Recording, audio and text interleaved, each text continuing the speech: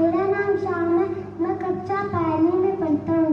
मैं आपको शिव तांडव सुनाने जा रहा हूँ। संस्कृति होता समा करना जटातम